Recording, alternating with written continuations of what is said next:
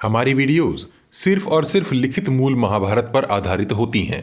हम किसी प्रकार का बदलाव नहीं करते। इस भाग में आप जानेंगे कि जब संजय ने धृतराष्ट्र को भीष्म जी के बाण शैया पर लेट जाने की बात बताई, तब धृतराष्ट्र किस प्रकार व्याकुल होकर संजय से विचित्र बातें कहने लगे। पिछले भाग में आपने जाना था कि दिव्य दृष्टि प्राप्त संजय ने किस प्रकार शाकद्वीप तथा अन्य द्वीपों का वर्णन किया तथा कुश, क्रौंच और पुष्कर आदि स्थानों का तथा राहु, सूर्य एवं चंद्रमा के विषय में कौन सी दुर्लभ बातें बताई थी। पिछले एपिसोड का लिंक आपको डिस्क्रिप्शन बॉक्स तथा चैनल के पेज पर मिल जाएगा।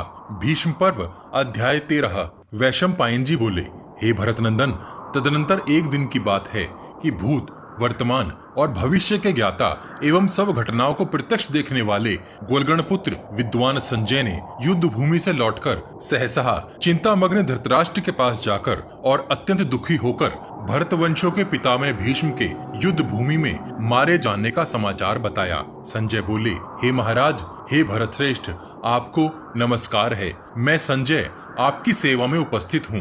भरतवंशों के पितामह और महाराज शांतनु के पुत्र भीष्म जी आज युद्ध में मारे गए। जो समस्त योद्धाओं के ध्वज स्वरूप और संपूर्ण धनुर्धरों के आश्रय थे, वे ही कुरुकुल पितामह भीष्म आज बाण शैया पर सो रहे हैं। हे राजन, आपके पुत्र दुर्योधन ने जिनके बाहुबल का भरोसा करके द्यूत का खेल किया था, वे भीष्म शिखंडी के हाथों मारे जाकर रणभूमि में शयन कर रहे हैं। जिन महारथी वीर भीष्म जी ने काशीराज की नगरी में एकत्र हुए समस्त भूपालों को अकेला ही रथ पर बैठकर महान युद्ध में पराजित कर दिया था, जिन्होंने रणभूमि में जमदग्नि नंदन परशुराम जी के साथ निर्भय होकर युद्ध किया था और जिन्हें परशुराम जी भी मार न सके थे, वे ही भीष्म जी आज शिखंडी के हाथों से मारे गए हैं। जो शौर्य में देवराज इंद्र के समान, स्थिरता में हिमालय के समान, गंभीरता में समुद्र के समान और सहनशीलता में पृथ्वी के समान थे। जो मनुष्यों में सिंह थे, बाण ही उनकी दाढ़ें थी, धनुष ही उनका फैला हुआ मुख था,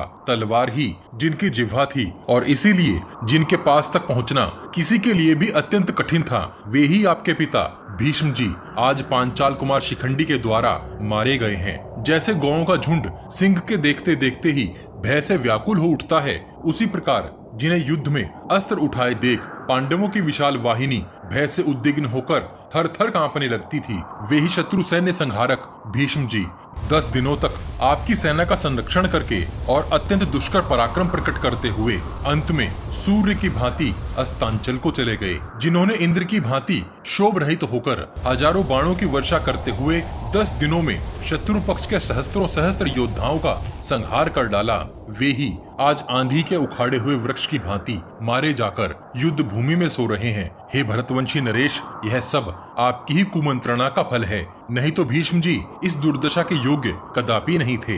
भीष्म पर्व अध्याय 14। धृतराष्ट्र बोले, हे संजय, कुरुकुल के श्रेष्ठतम पुरुष मेरे पितृतुल्य भीष्म जी शिखंडी के हाथ से भला कैसे मारे गए? वे तो इंद्र के समान पराक्रमी थे, वे भला रथ से कैसे गिरे? हे संजय, जिन्होंने अपने पिता के संतोष के लिए आजीवन ब्रह्मचर्य का पालन किया और जो देवताओं के समान बलवान थे, उन्हीं भीष्म से रहित होकर आज हमारे सैनिकों की युद्ध भूमि में कैसी अवस्था हुई है। महाज्ञानी, महाधनुर्धर, महाबली और महान धैर्यशाली नरश्रेष्ठ भीष्म जी के मारे जाने पर वहां तुम्हारे मन की कैसी अवस्था हुई? हे संजय, तुम कहते हो अकंप्य वीर पुरुष सिंह कुरुकुल शिरोमणि भीष्म जी मारे गए हैं, इसे सुनकर मेरे हृदय में बड़ी पीड़ा हो रही है। हे संजय, जिस समय वे युद्ध के लिए अग्रसर हुए थे, उस समय उनके पीछे कौन कौन गए थे अथवा उनके आगे कौन कौन वीर थे? कौन उनके साथ युद्ध में डटे रहे और कौन युद्ध छोड़कर भाग गए तथा किन लोगों ने सर्वथा उनका अनुसरण किया? किन शूरवीर ने शत्रु सेना में प्रवेश करते समय रथियों में सिंह के समान अद्भुत पराक्रमी क्षत्रिय शिरोमणि भीष्म जी के पास सहसा पहुंचकर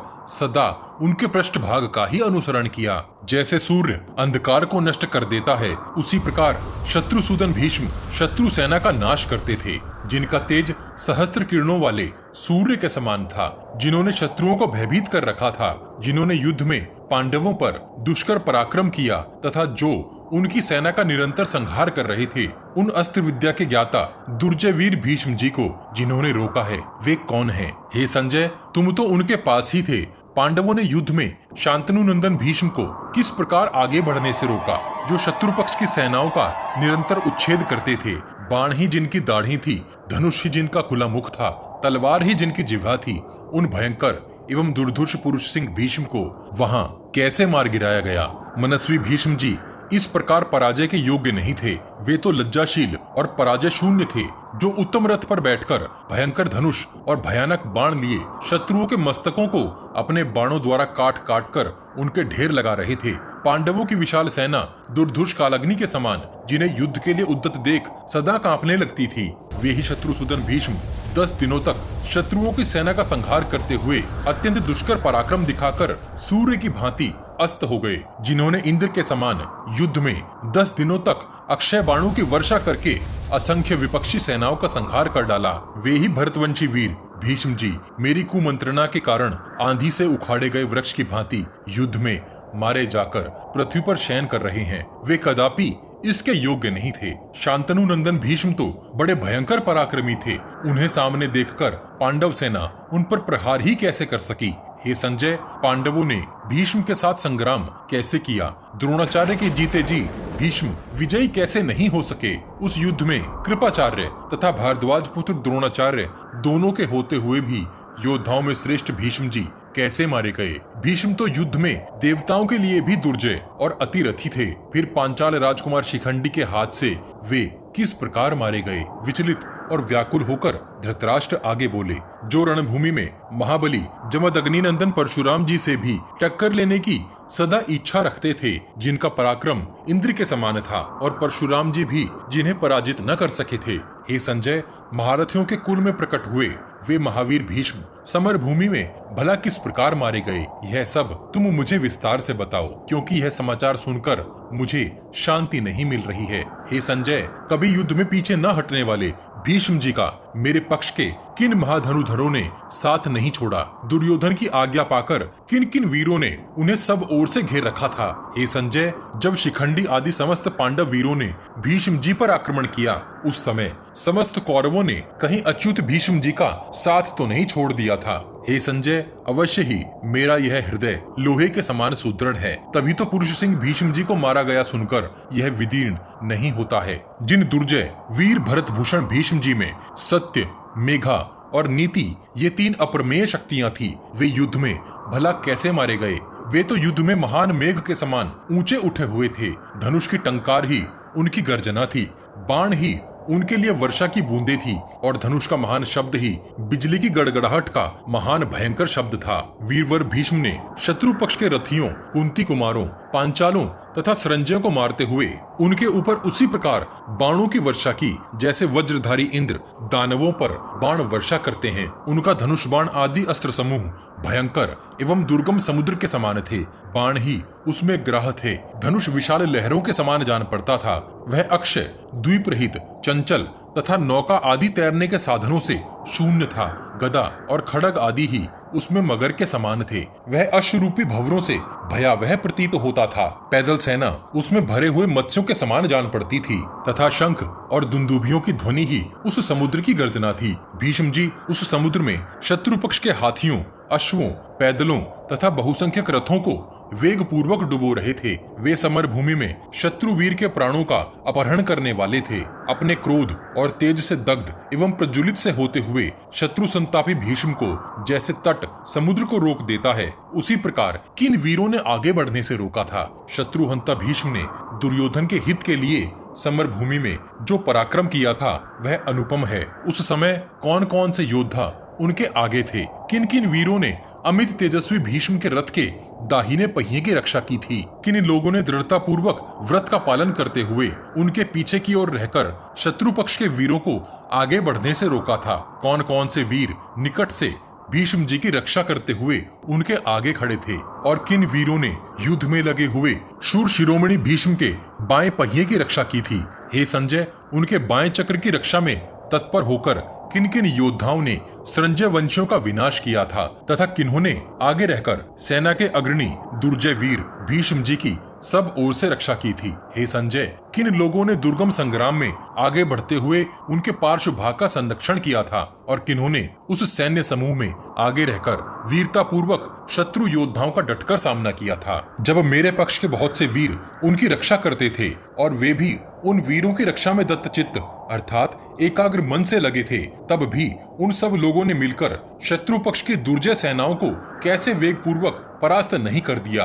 हे संजय, भीष्म जी संपूर्ण लोकों के स्वामी परम श्रेष्ठ प्रजापति ब्रह्मा जी के ही समान अजय थे, फिर पांडव उनके ऊपर कैसे प्रहार कर सके। हे संजय, जिन द्वीप स्वरूप भीष्म जी के आश्रय में निर्भय एवं निश्चिंत होकर समस्त कौरव अपने शत्रुओं के साथ युद्ध करते थे, उन्हीं नरश्रेष्ठ भीष्म को तुम मारा गया बता रहे हो। यह कितने दुख की बात है। जिनके पराक्रम का आश्रय लेकर विशाल सेनाओं से संपन्न मेरा पुत्र पांडवों को कुछ नहीं गिनता था, वे शत्रुओं द्वारा किस प्रकार मारे गए। हे संजय, पूर्व काल में दानवों का संहार करने वाले संपूर्ण देवताओं ने जिन मेरे महान व्रतधारी पिता रणदुर्मद भीष्म जी को अपने सहायक बनाने की अभिलाषा की थी, जिन महापराक्रमी पुत्र रत्न के जन्म लेने पर लोक विख्यात महाराज शांतनु ने शोक, दीनता और दुख का सदा के लिए त्याग कर दिया था, जो सबके आश्रयदाता, बुद्धिमान, स्वधर्म परायण, पवित्र और वेद वेदांगों के तत्वज्ञ बताए गए हैं, उन्हीं भीष्म को तुम मारा गया कैसे बता रहे हो। जो संपूर्ण अस्त्र शस्त्रों की शिक्षा से संपन्न, शांत, जितेंद्रिय और मनस्वी थे, उन शांतनु नंदन भीष्म को मारा गया सुनकर मुझे यह विश्वास हो गया कि अब हमारी सेना मार दी गई है। आज मुझे निश्चित रूप से ज्ञात हुआ कि धर्म से अधर्म ही बलवान है, क्योंकि पांडव अपने वृद्ध गुरुजन की हत्या का अधर्म करके राज्य लेना चाहते हैं। पूर्व काल में अंबा के लिए उद्यत होकर संपूर्ण अस्त्र वेदताओं में श्रेष्ठ जमदग्नि नंदन परशुराम युद्ध करने के लिए आए थे, परंतु भीष्म ने उन्हें परास्त कर दिया। उन्हीं इंद्र के समान पराक्रमी तथा संपूर्ण धनुर्धरों में श्रेष्ठ भीष्म को तुम मारा गया कह रहे हो। इससे बढ़कर दुख की बात और क्या हो सकती है। शत्रु वीरों का संहार करने वाले जिन वीरवर परशुराम जी ने अनेक बार समस्त क्षत्रियों को युद्ध में परास्त किया था, उनसे भी जो मारे न जा सके, ये ही परम बुद्धिमान भीष्म जी आज शिखंडी के हाथ से मार दिए गए। इससे जान पड़ता है कि महापराक्रमी युद्ध दुर्मद परशुराम जी की अपेक्षा पराक्रम और बल में द्रुपद कुमार शिखंडी निश्चय ही बहुत बढ़ा चढ़ा है, जिसने संपूर्ण शास्त्रों के ज्ञान में निपुण परम आश्रय वेत्ता और शूरवीर विद्वान भीष्म जी का वध कर डाला है। हे संजय, उस समय युद्ध में शत्रुहंता भीष्म जी के साथ कौन कौन से वीर थे। हे संजय, पांडवों के साथ भीष्म जी का किस प्रकार युद्ध हुआ, यह सब तुम मुझे बताओ। उन वीर सेनापति के मारे जाने पर मेरे पुत्र की सेना विधवा स्त्री के समान असहाय हो गई है। जैसे ग्वाले के बिना गौओं का समुदाय इधर उधर भटकता फिरता है, उसी प्रकार अब मेरी सेना उद्भ्रांत हो रही है। महान युद्ध के समय जिनमें संपूर्ण जगत का परम पुरुषार्थ प्रकट दिखाई देता था, वे ही भीष्म जी जब परलोक के पथिक हो गए, उस समय तुम लोगों के मन की कैसी अवस्था हुई थी। हे संजय, आज जीवित रहने पर भी हम लोगों में भला क्या सामर्थ्य है। जगत के विख्यात धर्मात्मा महापराक्रमी पिता भीष्म को युद्ध में मरवाकर हम उसी प्रकार शोक में डूब गए हैं, जैसे पार जाने की इच्छा वाले पथिक नाव को अगाध जल में डूबी हुई देखकर दुखी होते हैं। मैं समझता हूँ कि भीष्म जी के मारे जाने पर मेरे पुत्र दुख के कारण अत्यंत शोक मग्न हो गए होंगे। जान पड़ता है कि अस्त्र से, शौर्य से, तपस्या से, बुद्धि से, धैर्य से तथा त्याग के द्वारा भी कोई मृत्यु से छूट नहीं सकता। हे संजय, निश्चय ही काल की शक्ति बहुत बड़ी है। संपूर्ण जगत के लिए वह दुर्जय है, जिसके अधीन होने के कारण ही तुम शांतनु नंदन भीष्म जी को मारा गया बता रहे हो। उनके मारे जाने से इस समय अपने पुत्र के शोक से संतप्त होकर मैं महान दुख से चिंतित हो उठा हूँ। हे संजय, जब दुर्योधन ने शांतनु नंदन भीष्म को अस्तांचल गामी सूर्य की भांति पृथ्वी पर पड़ा देखा, तब उसने क्या सोचा। हे संजय, जब मैं अपनी बुद्धि से विचार करके देखता हूँ तो अपने अथवा शत्रु पक्ष के राजाओं में से किसी का भी जीवन इस युद्ध में शेष रहता नहीं दिखाई देता है। ऋषियों ने क्षत्रियों का यह धर्म अत्यंत कठोर निश्चित किया है, जिसमें रहते हुए पांडव शांतनु नंदन भीष्म को मारकर राज्य लेना चाहते हैं, अथवा हम भी तो उन महारथी भीष्म को मरवाकर ही राज्य लेना चाहते हैं। क्षत्रिय धर्म में स्थित हुए मेरे पुत्रों और कुंती कुमारों का इसमें कोई अपराध नहीं है। हे संजय, दुष्कर आपत्ति के समय श्रेष्ठ पुरुष को यही करना चाहिए जो भीष्म जी ने किया है कि वह अपनी शक्ति के अनुसार अधिक से अधिक पराक्रम करे। यह गुण भीष्म जी में पूर्ण रूप से प्रतिष्ठित था। भीष्म जी किसी से पराजित न होने वाले और लज्जाशील थे। विपक्षी सेनाओं का संहार करते हुए उन मेरे ताऊ भीष्म जी को पांडवों ने भला कैसे रोका? उन महामनस्वी वीरों ने किस प्रकार सेनाएं संगठित की और किस प्रकार युद्ध किया? हे संजय, शत्रुओं ने मेरे आदरणीय भीष्म जी का किस प्रकार वध किया? दुर्योधन, कर्ण, दुशासन तथा सुबलपुत्र शकुनी ने भीष्म जी के मारे जाने पर क्या क्या बातें कही? हे संजय, जहाँ मनुष्य, हाथी और अश्वों के शरीर बिछे हुए थे, जहाँ बाण, शक्ति, महाखड़ग और तोमर रूपी पासे फेंके जाते थे जो युद्ध के कारण दुर्गम एवं महान भय देने वाली थी, उस रणक्षेत्र रूपी द्यूत सभा में किन किन मंद बुद्धि जुआरियों ने प्रवेश किया था? जहाँ प्राणों की बाजी लगाई जाती थी, वह भयंकर जुए का खेल किन किन नरश्रेष्ठ वीरों ने खेला था? हे संजय, शांतनु नंदन भीष्म के सिवा उस युद्ध में किन किन लोगों की पराजय हुई तथा कौन कौन वीर बाणों के लक्ष्य बनकर मार गिराए गए? यह सब मुझे विस्तार से बताओ। युद्ध भूमि में शोभा पाने वाले भयंकर पराक्रमी अपने ताऊ देवव्रत भीष्म का मारा गया समाचार सुनकर मेरे हृदय में शांति नहीं रह गई है। उनके मारे जाने से मेरे पुत्रों की जो हानि होने वाली है, उसके कारण मेरे मन में भारी व्यथा जाग उठी है। हे संजय, तुम अपने वचन रूपी घृत की आहुति डालकर मेरी इस चिंता एवं व्यथा रूपी अग्नि को और भी उद्दीप्त कर रहे हो। भीष्म पर्व का अध्याय 13 और 14 यहीं समाप्त होता है। अगले भाग में जानेंगे कि संजय युद्ध के मैदान कुरुक्षेत्र का किस प्रकार वर्णन आरंभ करते हैं। इस विशाल ग्रंथ महाभारत को शीघ्रता से समेटने के लिए हम ग्राफिक्स के साथ पॉडकास्ट का सहारा भी ले रहे हैं, ताकि आप तक कुछ जल्दी से महाभारत का सही रूप पहुंचाया जा सके। आपको हमारा प्रयास कैसा लग रहा है? कृपया कमेंट बॉक्स में कमेंट करके हमें जरूर बताइए। पिछले सभी भाग आपको हमारे चैनल के पेज पर और इस वीडियो के डिस्क्रिप्शन बॉक्स में भी मिल जाएंगे। हम हर सीरीज की एक प्लेलिस्ट भी बनाते हैं। उम्मीद है आप हमारी वीडियोस अपने उन दोस्तों को शेयर जरूर करते होंगे जो महाभारत का सही रूप समझना और जानना चाहते हैं। आपके हर शेयर से हमारा मनोबल बढ़ता है। अपने प्रियजनों तक यह ज्ञान पहुंचाने के लिए वॉच गॉड चैनल को सब्सक्राइब और शेयर करना मत भूलिए। सब्सक्राइब बटन के बगल में बनी छोटी सी घंटी भी बजा दीजिए। जय श्री कृष्ण। हर हर महादेव।